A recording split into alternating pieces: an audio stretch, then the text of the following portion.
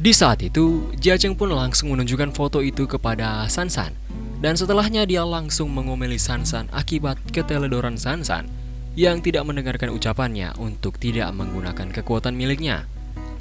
Dan cerita pun berlanjut pada pengawas kacamata yang melihat apa yang ditunjukkan oleh Jiajeng. Di saat itu dia hanya bisa berkata kalau sampai publik mengetahui bahwa Sansan itu malaikat, maka dia akan langsung dideportasi.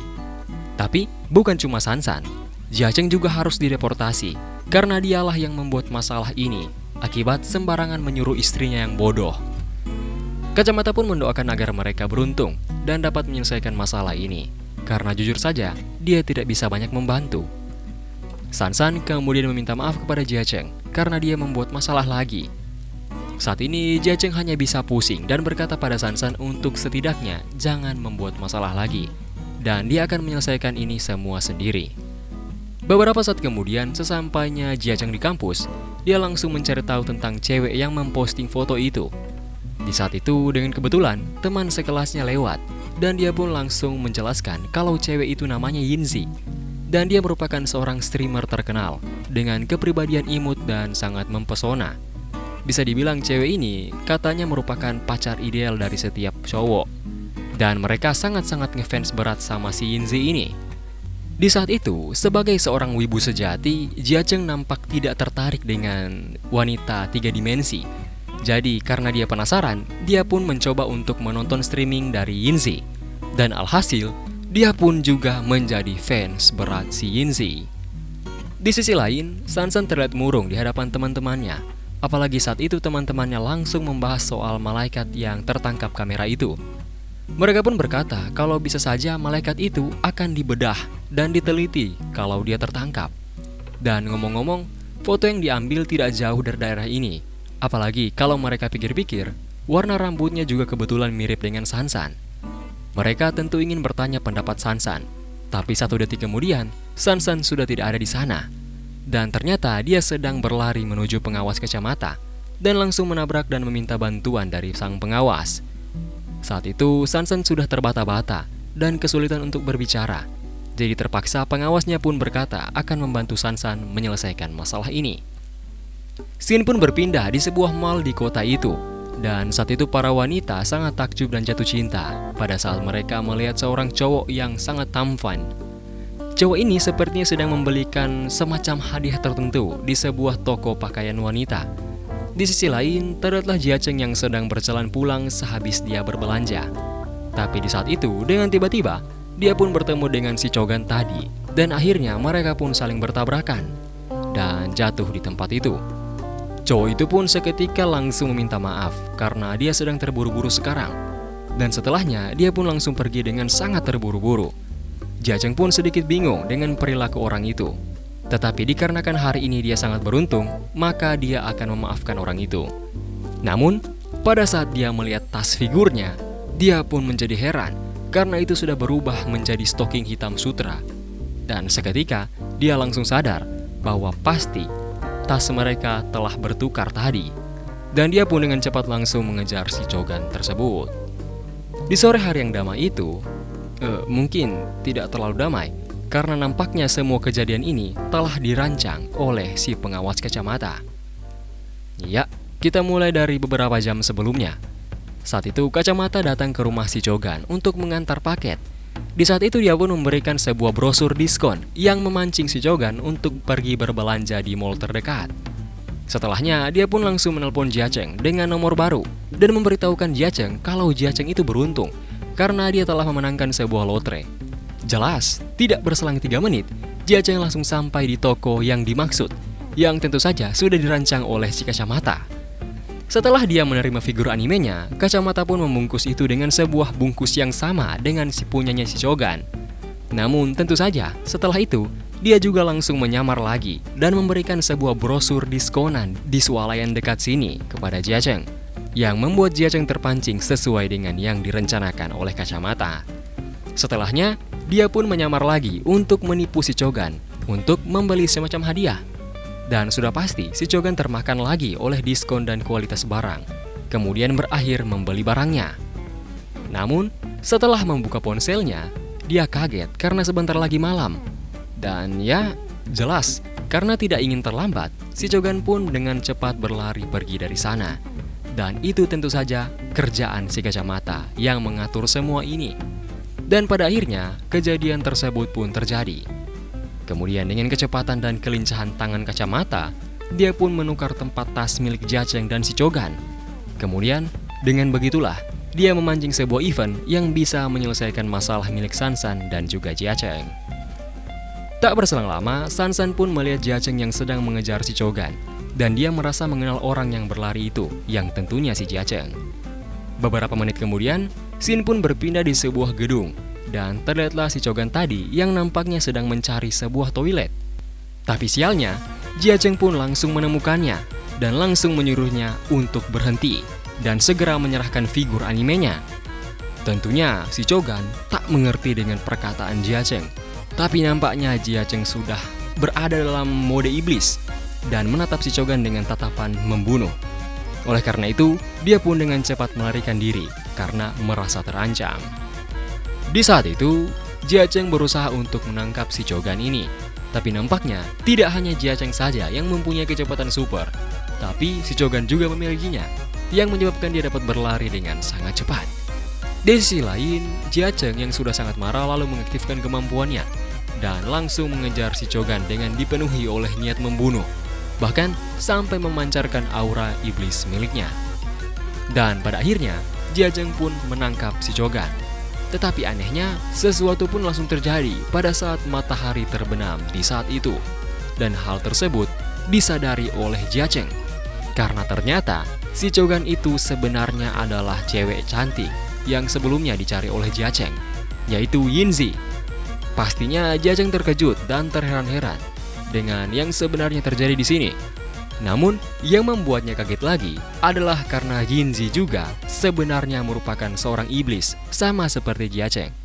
Saat itu, Jia Cheng pun langsung menganalisa situasi, dan dia pun baru sadar kalau cewek imut ini ternyata adalah orang yang dia idolakan, yang tidak lain merupakan Yinzi.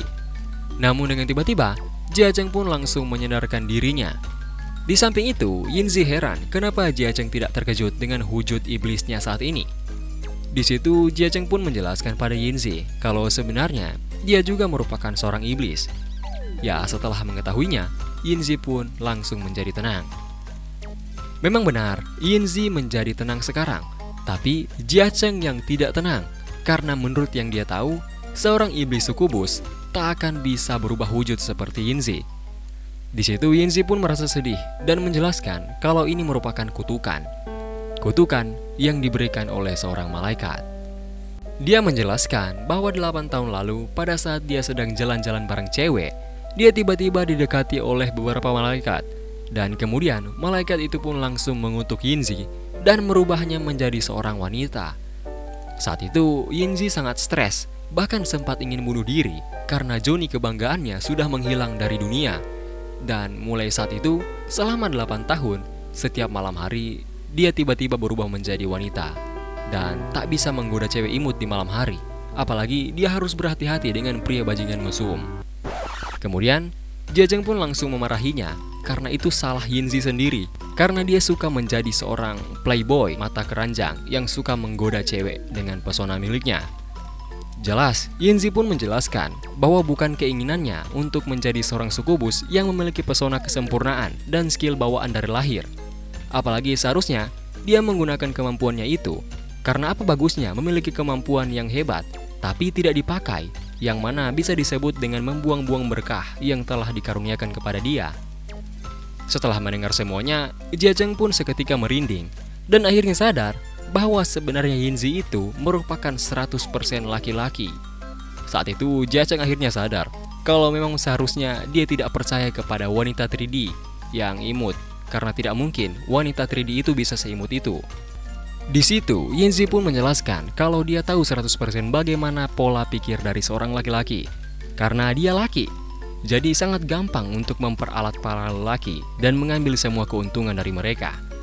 Jia Cheng di situ sangat marah karena kemarin dia memberikan banyak sekali gift di stream milik Yinzi dan hampir menghabiskan tabungannya dengan dengan si Sansan.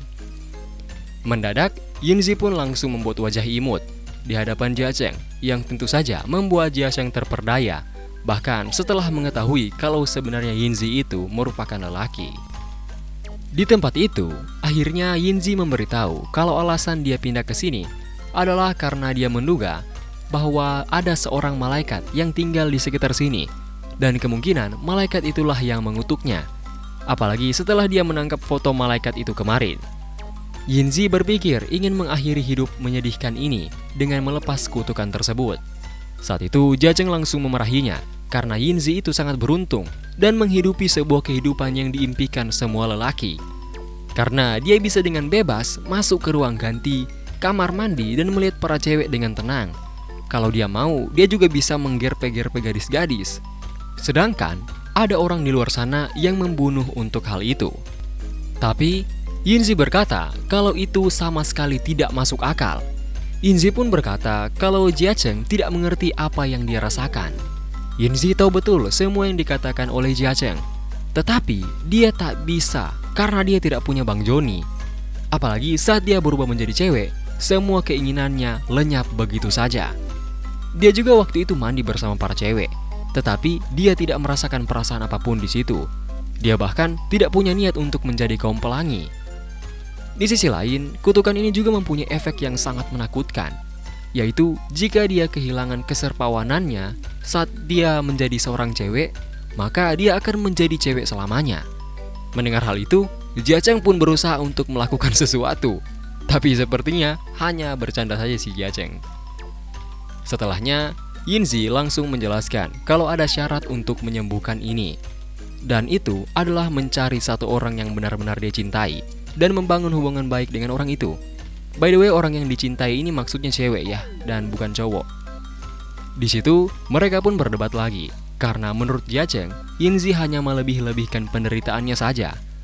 Setelah mendengarnya, Yinzi tentunya marah, karena dia memang menderita selama ini. Apalagi pada saat melihat ke kaca, dia menyadari kalau cewek ini memang terlalu sempurna. Bahkan dia ingin sekali menjadikan dirinya menjadi pacarnya. Yinzi juga berkata kalau dia bisa mencintai cewek, tetapi cewek itu harus secantik dirinya atau bahkan lebih cantik darinya dulu. Tapi karena itu mustahil, maka dia berpikir untuk menemui si malaikat yang mengutuknya. Dan beruntungnya, dia mendengar kalau sepertinya malaikat itu sedang beraktivitas di kota ini. Dan setahu dia, malaikat itu sangat kejam dan memiliki kebiasaan membuli iblis lemah untuk bersenang-senang. Dan setelah dia menemukan malaikat itu, maka dia akan mengajari malaikat tersebut seperti apa rasanya neraka dan betapa buruknya bermain-main dengan seorang iblis. Mendadak, Jia Cheng pun langsung mengingat kata-kata Yinzi persis dengan kata-katanya yang ada di part 2. Kalau nggak percaya silahkan dicek. Jia Cheng akhirnya mengerti seberapa banyak penderitaan milik Yinzi. Melihatnya, Yinzi pun menyadari kalau Jia Cheng sepertinya juga menderita sama seperti dirinya, dikarenakan seorang malaikat. Dan karena itu, mulai sekarang mereka memutuskan kalau mereka berdua adalah saudara-saudara. Setelah momen mengharukan itu, Jia Cheng pun bertanya apakah dia bisa meminta sesuatu sekarang. Berhubung mereka ini sudah menjadi saudara kan, jadi bisa-bisa saja. Oh, tentu saja. Yinzi pun bertanya apa yang bisa dia bantu. Dan di saat itu, Jia Cheng pun berkata, bisa aku menyentuh opaimu sedikit?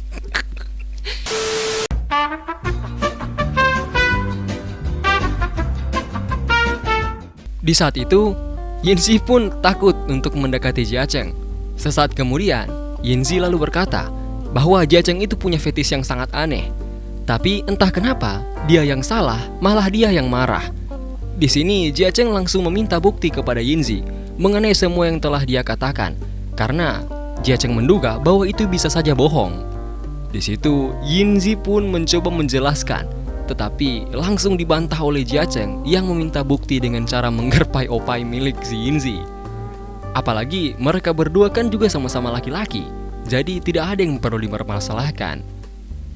Ya, setelah sekian lama saling bertengkar, Yinzi pun akhirnya kalah dari Jia Cheng dan langsung menyerah kepadanya agar Jia Cheng mempercayai semua omongannya. Yinzi pun pada akhirnya mengizinkan Jia Cheng untuk melakukan itu. Oh, saat itu sudah pasti Jia Cheng langsung bersiap dan menjadi sangat excited. Namun sialnya, Sansan pun tak sengaja melihat Jiacheng yang sedang melakukan kesepakatannya dengan Yinzi. Dan itu menyebabkannya mengira kalau Jiacheng sebagai orang yang orang yang jahat di sini, guys.